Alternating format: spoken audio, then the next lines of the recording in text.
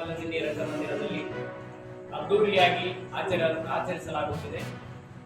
ಈ ಒಂದು ಸಮ್ಮೇಳನದ ಅಧ್ಯಕ್ಷರಾಗಿ ಚಿಕ್ಕಣ್ಣ ಅವರು ಮಂಡ್ಯ ಜಿಲ್ಲೆಯ ಖ್ಯಾತ ಸಾಹಿತಿಗಳು, ಅವರು ಕೂಡ ಆಗಮಿಸ್ತಾ ಇದ್ದಾರೆ. ಹಾಗೆ ಸೋಮಶೇಖರ್ ಸರ್ ನಾಡಿನ ಲೇಖಕರು ಹಾಗೂ ಕನ್ನಡ ಪರ ಚಿಂತಕರು, ಹಾಗೆ ನಿವೃತ್ತ IAS ಅಧಿಕಾರಿಯು ಹಾಗೂ ಮಾಜಿ ಅಧ್ಯಕ್ಷರು, ಕರ್ನಾಟಕ ಗಡಿ ಪ್ರದೇಶ ಅಭಿವೃದ್ಧಿ ಪ್ರಾಧಿಕಾರದ ಮಾಜಿ ಅಧ್ಯಕ್ಷರಾಗಿ ಕನ್ನಡ ಸೇವೆಯನ್ನ ಮಾಡಿದಂಥ ಡಾಕ್ಟರ್ ಸಿ ಸೋಮಶೇಖರ್ ಅವರು ಉದ್ಘಾಟಕರಾಗಿ ಆಗಮಿಸ್ತಾ ಇದ್ದಾರೆ.